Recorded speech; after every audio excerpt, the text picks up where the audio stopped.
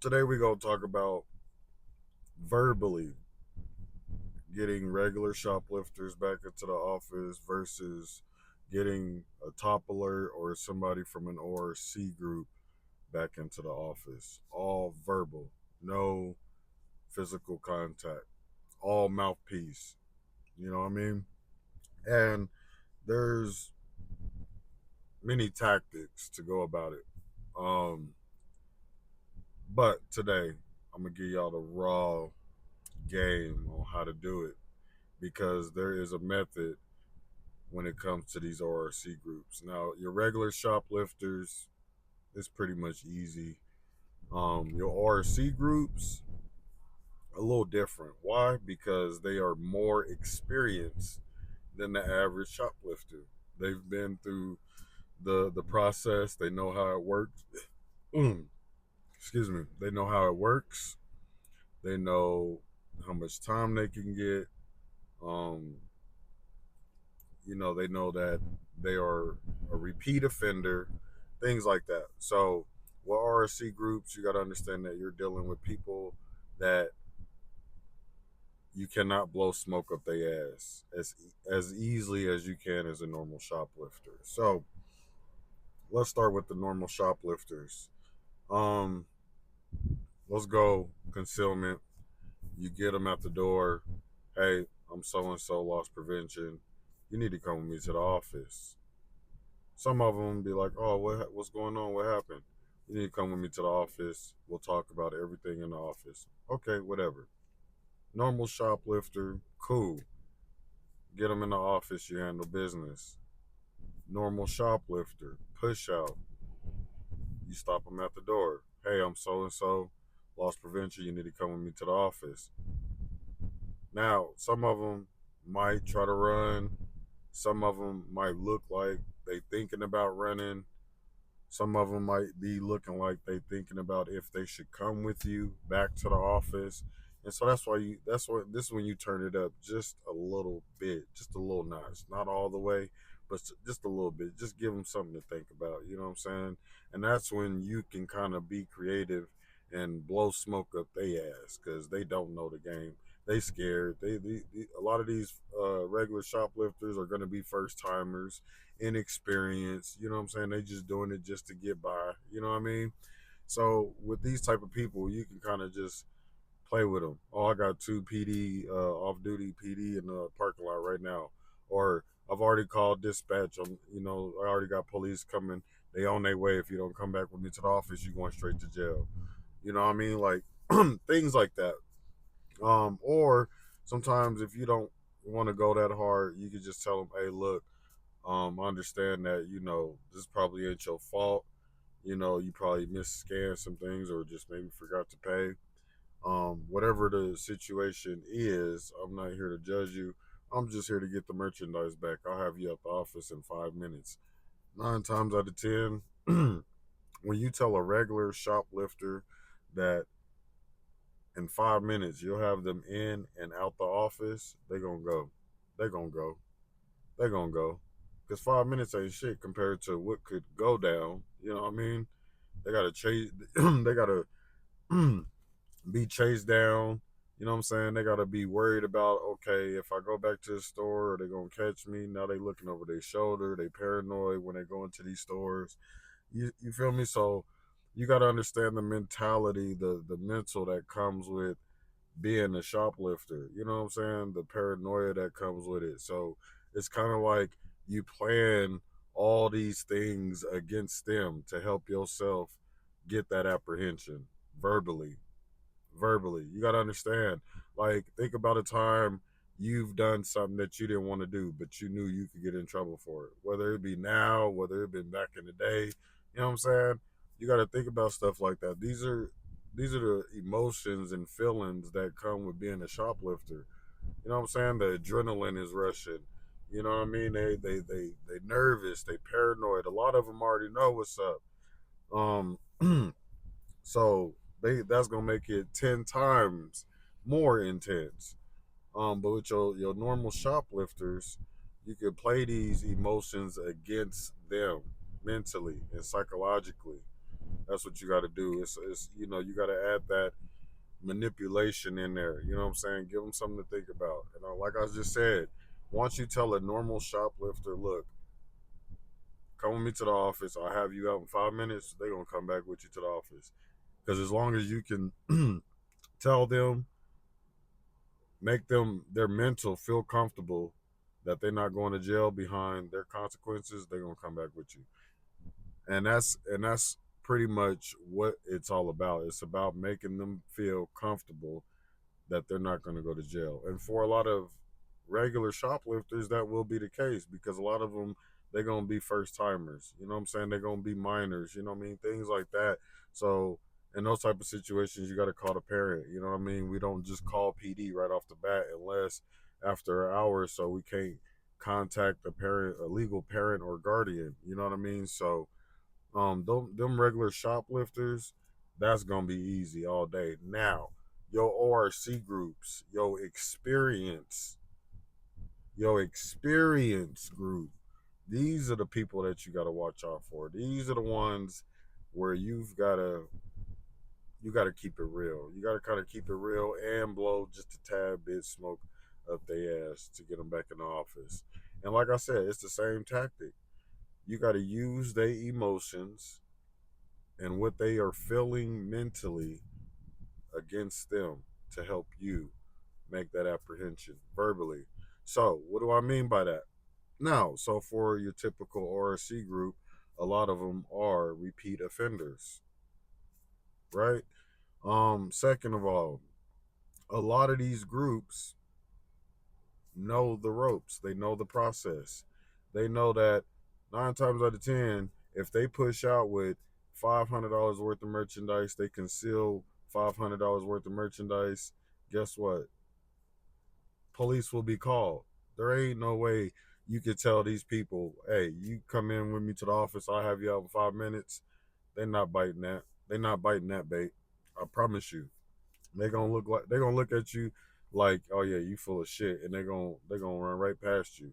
So with these type of groups, what I like to do is make it appear as if PD is already present, right? Because now you gotta get into they mental, and now you gotta give them a choice mentally. What you want to do? You want to come back with me to the office, or do you want to risk running from the police? Now, understand the game. Us APAs, everybody know we can't go hands on. So that first level of defense, they can go right past us. Now, if they take the risk of wanting to run from the police, that's a dogfight. Cause nigga, they got resources. They got helicopters. They got more squad cars that can come after you. If you go into another city, they got that city's police that's going, stop you. So there's a lot to think about, and a lot of shit that could go wrong. You feel me? In the midst of all this, so with these ORC groups, you play that against them. You make them think about what they want to do. Look, I already got PD outside. If you don't come with me, you going straight to jail. Most of the time, that will work. That will work. And a lot of time dealing with these ORC groups, um, I would get in their ear. I would get in their ear and I talk them down. I'd be like, look, dude, just come with me to the office. You ain't really trying to deal with the police. If you go to jail, especially today on a Friday, you're not gonna see a judge until Monday. Now, if you go Friday night, your ass ain't gonna see a judge until Tuesday morning. Anybody that know the system know that's facts. Like, I don't know how it work in other cities and states, but here in Colorado, look, nigga, your ass go to jail on Friday night. You're not gonna see a judge until Tuesday. I promise you, because you gotta think about everybody else that's going to jail that weekend. They ain't the only people. And now anybody that's been to jail know if you the last motherfucker to see the judge that day, your chances of getting out is slim because you gotta understand that judge didn't have to put up with so many motherfuckers throughout the day. Now that judge is pissed off, and by the time they get to you, they don't give no fucks. They give no fucks. You feel me? So knowing this type of shit will help you verbally in making these apprehensions. So, um, your RC groups are very experienced to the point where some of these groups, they don't care about anything that you gonna say verbally. Some of these ORC groups are not talking. They come in there to do their dirt. They are coming there to do their dirt and to get out, whether they get stopped or not. In these type of ORC groups, you must have backup. You must have assistance, some type of assistance. Do not do not ever approach any of these ORC groups solo. I don't care how long you've been in the game. I don't care how good you are. You feel me? Never underestimate your opponent. Never underestimate the subject. You know what I'm saying? Never. Ever. You feel me? So if you ever come in contact with an ORC group and you are solo and you cannot get any backup up there, you let that go. And you'll catch them on another day. You feel me? I always tell y'all, every dog has his day and they will have theirs. But do not put your safety in harm's way so you can get that apprehension. I know some of these ORC groups are big, big apprehensions for us, and it puts us on the map and it builds the reputation and all that. But don't put your safety at risk for it. You feel me? The time will come when you can eat, where you will get your shine. You feel what I'm saying? Patience is a virtue. You feel me? Understand the game. These ORC groups, they are not talking. So you get an ORC group that is experienced. Let's take the Gypsies, for example. Because I promise you, you ever encounter the Gypsy group, y'all know exactly what I'm talking about. These niggas are not stopping for anybody. This is how they work. They got the male, who is usually the driver, and they usually drive in the van because it's a lot of them. He sits in the parking lot, backed in into a parking space, close to the store. Um, the females, they'll sometimes have like 2 to 3 females, sometimes more. They'll go into the store with these dresses, and then they got pockets that are like in the dresses. They'll go in there, clear the shelves. They'll go in there, clear the shelves, and then they walking out. Now, this is where shit goes left. Because I already know they can go in there and get whatever they want. It's getting away. This is the main goal. So, as soon as they get ready to leave, they got men placed at the doors for any APAs that might try to apprehend these females, and they fighting. And they fighting. It's going to be a dog fight. So if you do not have law enforcement assistance, you're not going to catch these people. You're not going to catch this type of group. I promise you, they're going to fight every single time. Every single time. Like they life depend on it. I promise you. That's one of them groups that you gotta be on your shit to get one of these groups. And like I said, if you don't have law enforcement, you're not catching these people because they get in the way, and once they get away, it's a wrap. They're going to hit another store. So the moment that's why it's important from time to time to go outside and duck hunt. That's what I like to call it. You duck hunt, and you go out there and you just scope the parking lot. Because sometimes you could catch a lot of these people soon as they pull up. I shit you not. I done caught a lot of groups that just pulled up into the parking lot. They sit there for a hot minute, 15 to 30 minutes, just sitting there, conversating, smoking. They getting ready. You know what I'm saying? Like they getting ready. You feel me? To come in the store and do dirt. They come in there, they do their shit, and they out. But that's why you want to duck hunt, because as soon as you see these people coming to the parking lot, you're already ahead of the game. You know what kind of vehicle they in. You know where they parked. You can get a head count on everybody that's in the vehicle. You can go ahead and immediately call dispatch as soon as they arrive, because you already know what the hell they gonna do. You already know what they're coming to do. So you might as well go ahead, get ahead of the game, call dispatch. Look, I got so and so up here. This is what they driving. This is where they at. You know what I'm saying? This description of everybody that's in the vehicle. You know what I mean? Get that ball rolling now. Because when they come in, they coming in and they in and out. These gypsy groups, they do not play. They're not in the store for 5 hours at a time, 6 hours, 7 hours. No, they're in there less than like 5 minutes. Three, like depending on what they're coming to get, 5 minutes they in and out. So that's one of them groups that I'm talking about. That's not doing any type of talking, right? So you get another ORC group, right? Just a regular ORC group. Now, these type of groups that also don't say nothing are going to be your physical group. Um, and I know this video is all about verbally getting ORC groups back into the office, but it wouldn't be right to talk about ORC groups without giving y'all the whole thing. You feel me? The whole thing. Because these ORC groups, like some of them, you're not gonna be able to talk them down. I gotta let you know that. I can't get up on here and be like, yeah, this is how you gonna get all these ORC groups into the office. And then once you try to stop an ORC group with the game I gave you, you're gonna be like, man, this shit didn't work.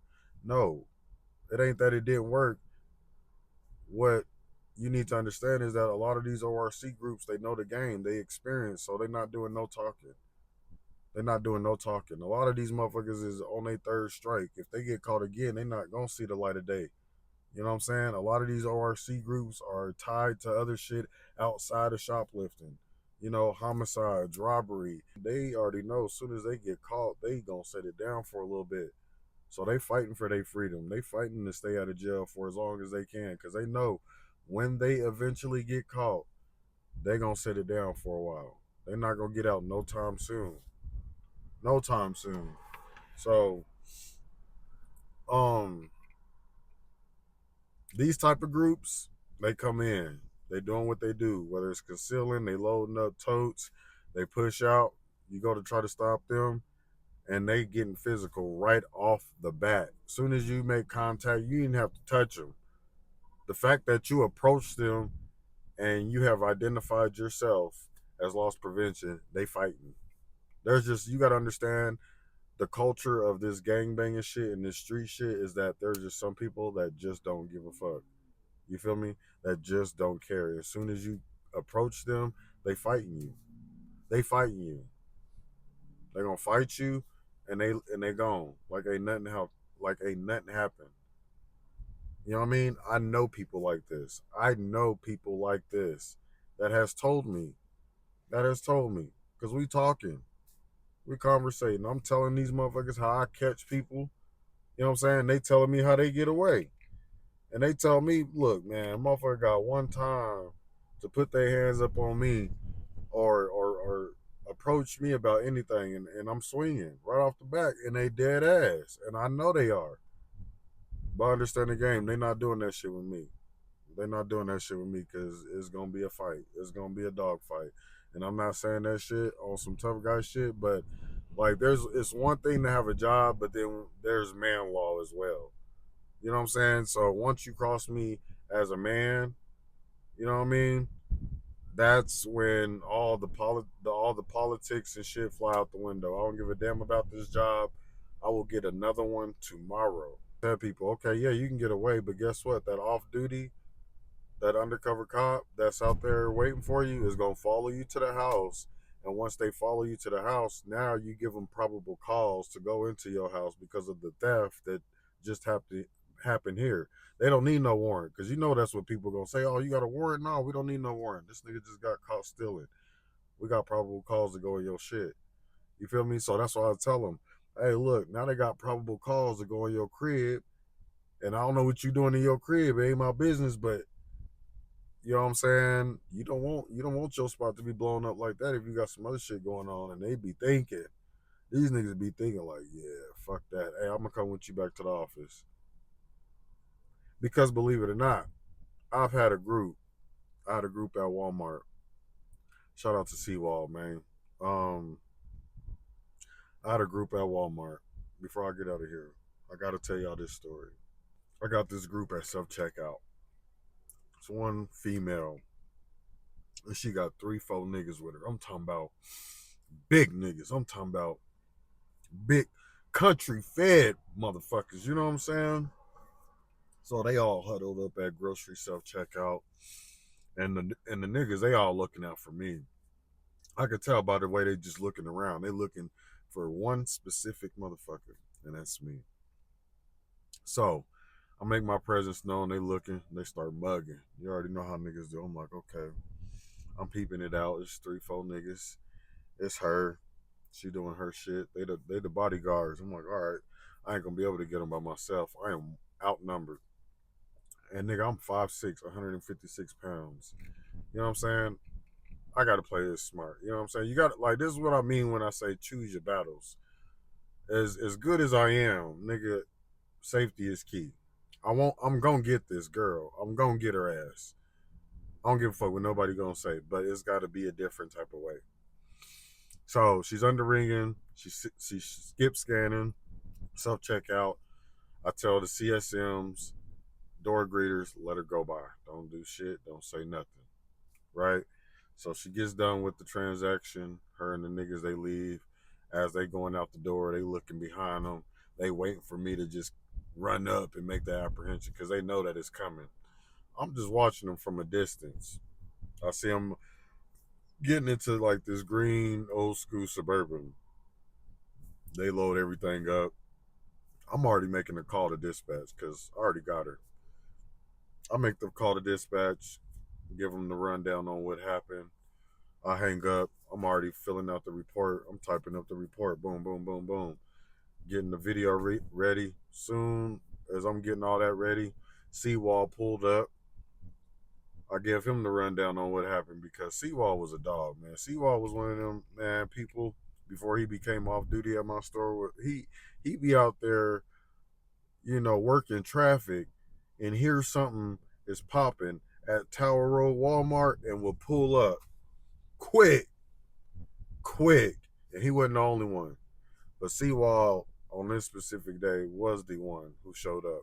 So shout out to Seawall. That nigga would pull up so quick. So he pulled up. I give him the rundown, give him the report, give him the video, dollar amount. And he say, I'm gonna go up there. He said, I'm gonna go up there. Hold on, wait, let me go back. So he goes to his car after I give him the plate number and all that. He comes back to the office while I'm finishing up the report and I'm burning the video for him. And he goes, oh yeah, everything came back up. I'm gonna actually go to the female's address and see what she got to say about it. I'm like, damn, all right, bet. So he go up there. I go on about my day. I'm walking the floor. He come back and he go, soon as I knocked on the door, she admitted to everything that she did at the Walmart. I was like, for real? She was like, yep. He was like, yep. I had to say nothing. Soon as she opened the door and see me standing there, she admitted she confessed to everything. I was like, easy money. Easy money. So if you don't have dispatch or some type of law enforcement on your side, you better get in good with them. I promise you, you better get in good with them because they're going to be your best friends, man. I promise you. They the only ones who can actually go out here and do this type of stuff. We can't do nothing after they leave the store. You feel me? But because situations like this, I call it one of the legendary apps, one of the greatest apps because I gotta understand how the word of mouth works, right? Because now she gonna go and tell her people, and everybody that was there that witnessed it is gonna be talking. They're gonna be talking about, oh yeah, police rolled up. They showed up at the house. Now when motherfuckers come into your store, they gonna know just how far you're willing to go or how far it can go even once they get away. You know what I'm saying? It's about setting the tone, setting the bar high. You know what I'm saying? How determined are you to get that body? Because I know for me personally, when people get away from me, it burns me up. I am that more determined to find you and catch you. Period. So I hope that helped. I want to give a shout out to all my APAs out there. Happy hunting, keep doing y'all thing. We is heading into the springtime, so Shit's about to start warming up, and so y'all know what time it is. Once it start warming up, people start getting more crazy. So it's time to turn the heat up on these niggas. I want to give a shout out to the Eagle family. I want to thank y'all for tapping in once again. But y'all know what it is. It's your boy Eagle Eye Miller. Till next time, raw and unscripted.